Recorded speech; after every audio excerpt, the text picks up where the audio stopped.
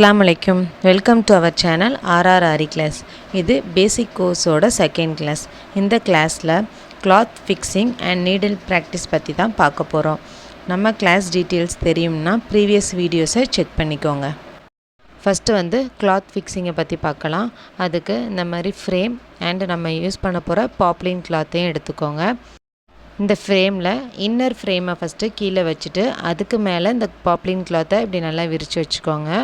அதுக்கப்புறம் இந்த அவுட்டர் ஃப்ரேமில் பார்த்திங்கன்னா இந்த மாதிரி ஒரு ஸ்க்ரூ இருக்கும், அதை கொஞ்சம் லூஸ் பண்ணிவிட்டு அதுக்கு மேலே இதை வச்சு நல்லா சுற்றி அமுக்கி விட்டிங்கன்னா அது ஃபிக்ஸ் ஆயிரும். இப்போ நான் பண்ண மாதிரியே பண்ணிக்கோங்க. இப்போ இதை எடுத்து பார்த்திங்கன்னா சென்டரில் நல்லா லூஸாக இருக்கிறது உங்களுக்கே தெரியும். இதை எப்படி ஃபஸ்ட்டு டைட் பண்ணணும் அப்படிங்கிறத பார்க்கலாம். அதுக்கு முன்னாடி ஸ்க்ரூவை கொஞ்சம் டைட் பண்ணிவிட்டு இப்போது இப்படி சுற்றி இந்த கிளாத்தை நம்ம இழுக்க போகிறோம். அது எப்படி அப்படின்னா இந்த பெருவரலை 2 ரிங்கு இருக்கும் நடுவில் வச்சுக்கிடணும். அடுத்து இருக்க இந்த 3 விரலை பின்னாடி நடுவால் வச்சு இப்படி பிடிச்சி அமுக்கிக்கணும். அப்படியே அமுக்கிட்டு சுற்றி கொஞ்சம் கொஞ்சமாக கிளாத்தை நான் இழுக்கிற மாதிரி சுற்றி இழுத்துட்டே வரணும். ஒரு ரிங்கை மட்டும் நீங்கள் அழுத்தி பிடிச்சிங்கன்னா கீழே இருக்க ரிங் பிரிஞ்சு வந்துடும். 2 ரிங்கையும் சேர்த்த மாதிரி பிடிச்சிட்டே கிளாத்தை இழுத்து விட்டால் தான் உங்களுக்கு கரெக்டாக நீட்டாக அட்ஜஸ்ட்மெண்ட் ஆகும். சுற்றி எல்லா பக்கமுமே இழுத்து விட்டுட்டே வந்திங்கன்னா கிளாத் நல்லா டைட் ஆயிரும். நான் பண்ணுற மாதிரியே பண்ணிக்கோங்க. பார்த்திங்கன்னா நல்லா தெரியும், இருந்ததுக்கும் இப்போ இருக்கிறதுக்கும் டிஃப்ரென்ஸ் நல்லா தெரியும். கிளாத் நல்லாவே டைட் ஆயிடுச்சு. இப்போ ஸ்க்ரூவை நல்லா டைட் பண்ணிக்கோங்க. பார்த்திங்கன்னா அந்த நடுவில் இப்படி தட்டி பார்த்திங்கன்னா ட்ரம்ஸில் சத்தம் வர மாதிரி நல்லா சத்தம் வரும். அப்போவே நமக்கு தெரியும் கிளாத் நல்லா ஃபிக்ஸ் ஆயிடுச்சு அப்படின்னு. இப்போ இந்த ஃப்ரேமை நம்ம ஆரி ஸ்டாண்டில் ஃபிக்ஸ் பண்ணிக்கலாம். என்ன மாதிரி ஸ்டாண்ட் வச்சுக்கிறீங்களோ அந்த ஸ்டாண்டில் ஃபிக்ஸ் பண்ணிக்கோங்க. இப்போது நம்மளுக்கு ஸ்டாண்ட் அண்ட் ஃப்ரேம் வித் கிளாத்தோடு ரெடி ஆயிடுச்சு. அடுத்து நீடில் ப்ராக்டிஸை பற்றி தான் பார்க்க போகிறோம். இதுக்கு நீடலில் எந்த ஒரு த்ரெட்டு இல்லாமல் ஃபஸ்ட்டு எப்படி இன்சர்ட் பண்ணுறது, அதை எப்படி ரொட்டேட் பண்ணி வெளியே கொண்டு வரதுன்னு மட்டும் பார்க்கலாம். அதுக்கப்புறம் த்ரெட்டை வச்சு எப்படிங்கிறதையும் பார்க்கலாம். நீடலில் பார்த்திங்கன்னா லைட்டாக சின்னதாக ஒரு பெண்ட் இருக்கும் நீடில் டிப்பில். அதை இப்போ உள்ளே பஞ்ச் பண்ணுறோம். இப்போ பஞ்ச் பண்ணும்போது எப்போவுமே நீடில் ஸ்ட்ரெயிட்டாக வச்சு நல்லா உள்ளே தள்ளி நல்லா பஞ்ச் பண்ணணும். அப்போ தான் ஹோல்ஸும் பெரியஸாக ஆகும், உங்களுக்கு எடுக்கும்போதும் ஈஸியாக இருக்கும். இப்போ பாருங்கள் கிளாத்தில் மாட்டிக்கிடுச்சா, அந்த டயத்தில் லைட்டாக நீடில் திருப்பினீங்கன்னா வெளியே வந்துடும். பாருங்கள் இன்சர்ட் பண்ணிவிட்டு லைட்டாக திருப்பினீங்கன்னா வெளியே வந்துடும். கிளாத்தில் இன்சர்ட் பண்ணிவிட்டு லைட்டாக நீடில் திருப்பினா வெளியே வந்துடும். இந்த மாதிரி நீங்கள் இன்சர்ட் பண்ணி ப்ராக்டிஸ் பண்ணி பாருங்கள். இப்போது அப்வர்ட் டைரெக்ஷனில் இன்சர்ட் பண்ணால் எந்த மாதிரி டைரெக்ஷனில் ரொட்டேட் பண்ணால் வெளியே வரும்ங்கிறது பாருங்கள். இப்போ வெளியே வரல. இப்போ இந்த சைட் திருப்பினா அந்த மாதிரி டைரெக்ஷன்ஸை ஃபஸ்ட்டு கரெக்டாக நம்ம தெரிஞ்சு வச்சுக்கிட்டா ஈஸியாக போட்டுடலாம். த்ரெட்டை வச்சு போடும்போது நம்மளுக்கு ஈஸியாக இருக்கும். இந்த மாதிரி கொஞ்சம் த்ரெட்டு இல்லாமல் நீடில் யூஸ் பண்ணி ப்ராக்டிஸ் பண்ணி பாருங்கள். இப்போ ஃபஸ்ட்டு ஸ்விங் த்ரெட்டில் எப்படி த்ரெட்டை யூஸ் பண்ணி நீடில் இன்சர்ட் பண்ணி வெளியே எடுக்கிறதுங்கிறத பற்றி பார்க்கலாம். ஃபஸ்ட்டு ஸ்விங் த்ரெட்டில் ப்ராக்டிஸ் பண்ணுங்கள். அதுக்கப்புறம் சில்க் த்ரெட் சரி த்ரெட்டில் பார்த்துக்கலாம். இந்த மாதிரி ஸ்விங் த்ரெட்டில் லாஸ்ட்டில் என் நாட் போட்டுக்கோங்க. ஒரு 4 or 5 டைம்ஸே நல்லா சுற்றி நல்லா என் நாட் கொஞ்சம் நல்லா கனமாகவே போட்டுக்கோங்க. அப்போ தான் நீங்கள் எடுக்கும்போது கிளாத்துலேருந்து வெளியே வராது.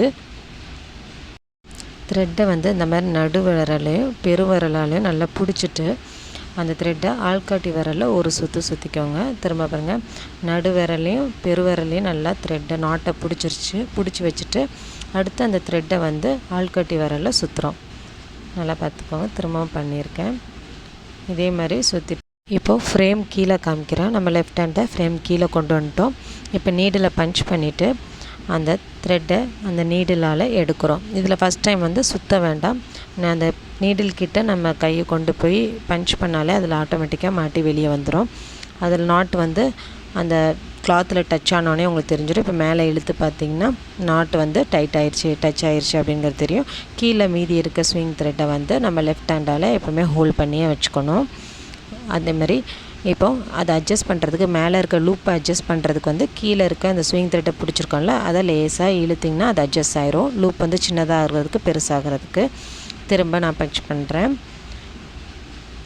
பஞ்ச் பண்ணிவிட்டு கீழே இருந்து இப்போ மேலே இப்படி எடுக்கிறேன் பாருங்கள், லைட்டாக ரொட்டேட் பண்ணி வெளியே எடுத்துட்டேன். எடுக்கும் போது டிப்பில் வச்சு எடுக்காமல் கொஞ்சம் அந்த டிப்பை நீடில் டிப்லேருந்து கொஞ்சம் நவுட்டி இழுத்திங்கன்னா கட் ஆகாது.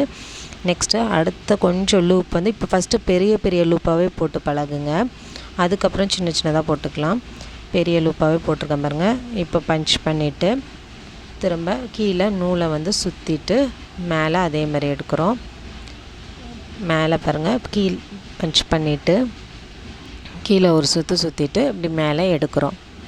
அதே மாதிரி நல்லா பெரிய பெரிய லூப்ஸாகவே போட்டு ஃபஸ்ட்டு பழகுங்க. அந்த ஒவ்வொரு ஸ்டிச்சஸ் எடுக்கிறதுக்கு பேர் தான் நம்ம லூப்புன்னு சொல்கிறோம். ஃபஸ்ட்டு எடுக்கும்போது கஷ்டமாக இருக்கும், மெதுவாக எடுத்து பாருங்கள். இப்போ கீழே எப்படி ரொட்டேட் பண்ணுறது அப்படிங்கிறத காமிச்சிருக்கேன்.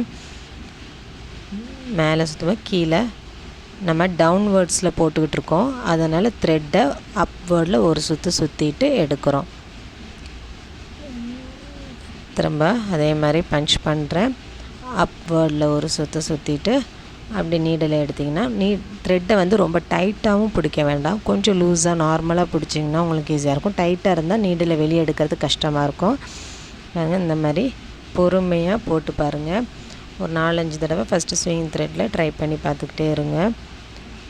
இப்போ அப்வேர்டில் போடும்போது காமிக்கிறேன். இப்போ அப்வேர்டில் பஞ்ச் பண்ணுறேன் பாருங்கள். எப்படி ரொட்டேட் பண்ணுறேன்னு பார்த்துக்கோங்க. எப்போவுமே டிப்பில் வச்சுட்டு இழுக்காதீங்க, அது சில்க் த்ரெட்டாக இருந்தால் கட் ஆகும். இந்த மாதிரி த்ரெட்னால் கட் ஆகாது, ஆனாலும் அது ரொம்ப கஷ்டமாக இருக்கும். அந்த மாதிரி பண்ணாதீங்க. கொஞ்சம் டிப்பில் இருந்து நவுட்டி வச்சு இழுத்துட்டு அடுத்த இதை பஞ்ச் பண்ணுங்கள். இப்போ கீழே எப்படி சுற்றுறேன் பாருங்கள். இப்போ அப்வேர்டாக போகும்போது த்ரெட்டை வந்து டவுன்வேர்டாக ஒரு சுற்றுறேன், அதாவது கிளாக் வைஸ் டைரெக்ஷனில் சுற்றுறேன். டைரெக்ஷன்ஸை நல்லா தெரிஞ்சுக்கிட்டாலே ஈஸியாக போட்டுடலாம். நீடிலோட டைரெக்ஷன் அண்ட் த்ரெட்டோட டைரெக்ஷன் எப்படிங்கிறத ஃபஸ்ட்டு நல்லா அப்சர்வ் பண்ணிக்கோங்க. நம்ம நீடிலையும் த்ரெட்டையும் எப்படி ஹேண்டில் பண்ணணும், எந்த மாதிரி டைரெக்ஷன்லலாம் கொண்டு போகணும் அப்படிங்கிறத இப்போ நம்ம ஒரு ப்ராக்டிக்கலாக பார்த்தோம். இது வந்து என்னென்னா தியரி மாதிரி, அதாவது எந்தெந்த டைரெக்ஷனில் நீடில் ரொட்டேட் பண்ணணும், த்ரெட்டை எந்த டைரெக்ஷனில் ரொட்டேட் பண்ணணும், டவுன்வேர்டாக இருக்கும்போது த்ரெட்டை எப்படி ரொட்டேட் பண்ணணும் அப்படிங்கிற ஒரு பேசிக்கு தான் ரொம்ப இம்பார்ட்டண்டான ஒரு பேசிக்கு. இதை வந்து நம்ம நல்லா ஞாபகம் வச்சுக்கிட்டோம் அப்படின்னா ஆட்டோமேட்டிக்காக உங்களுக்கு வந்து ப்ராக்டிஸ் ஆயிரும், ஈஸியாகவும் சீக்கிரமாகவே நீங்களும் ஆரி ஸ்டிச்சஸ்லாம் போடுறது கற்றுக்கலாம். ஃபஸ்ட்டு பேசிக் இது தான். இந்த மாதிரி ஒரு தியரியை நீங்கள் எழுதி வச்சு யூஸ் பண்ணிக்கோங்க. இப்போ நீடில் வந்து நம்ம 4 டைரெக்ஷனை யூஸ் பண்ணுவோம், டவுன்வேர்ட், அப்வேர்ட், ரைட்வேர்ட் அண்ட் லெஃப்ட்வேர்டில். இப்போது இந்த நீடில் டிப்பில் பார்த்திங்கன்னா லைட்டாக பெண்ட் ஆகிருக்கும். இதுவும் அந்த டுலிப் அப்படிங்கிறது சேமாக இருக்கும். இப்போது டுலிப்புங்கிறது நம்மளை ஃபேஸ் பண்ணி, அதாவது டவுன்வேர்டில் இருக்கும்போது த்ரெட்டை எப்படி ரொட்டேட் பண்ணணும்னா சென்டர் பாயிண்டில் இருக்க த்ரெட்டை அப்வேர்டில் ரொட்டேட் பண்ணணும்.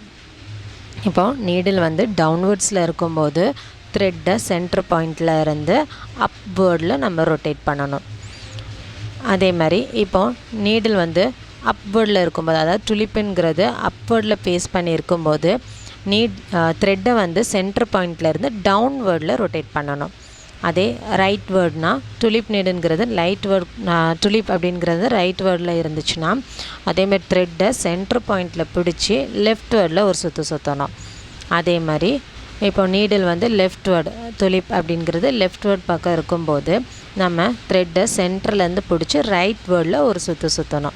இந்த டைரெக்ஷன்ஸை நம்ம கரெக்டாக பண்ணோன்னாலே நம்மளுக்கு ஸ்டிச்சஸ் வந்து கரெக்டாக வரும். தப்பாக சுற்றிட்டோம் நம்மளுக்கு த்ரெட்டு மேலே வராது.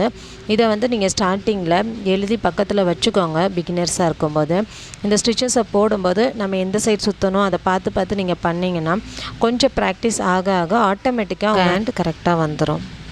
நம்ம கிளாஸில் ஜாயின் பண்ணணுன்னா ஸ்க்ரீனில் இருக்கிற வாட்ஸ்அப் நம்பருக்கு ஹாய்ன்னு மெசேஜ் பண்ணுங்கள். கிளாஸ் டீட்டெயில்ஸை நான் சென்ட் பண்ணுறேன். அடுத்த வீடியோவில் சரி த்ரெட்டை யூஸ் பண்ணி எப்படி செயின் ஸ்டிச் போடலாங்கிறத பற்றி டீட்டெயிலாக பார்க்கலாம். மறக்காமல் நம்ம சேனலை சப்ஸ்கிரைப் பண்ணிக்கோங்க. உங்கள் ஃப்ரெண்ட்ஸ், ரிலேட்டிவ்ஸ் யாரும் ஆரி கற்றுக்கணும் விருப்பம் இருக்கிறவங்களுக்கு நம்ம சேனலை லைக் பண்ணிவிட்டு ஷேர் பண்ணுங்கள். தேங்க்ஸ் ஃபார் வாட்சிங்.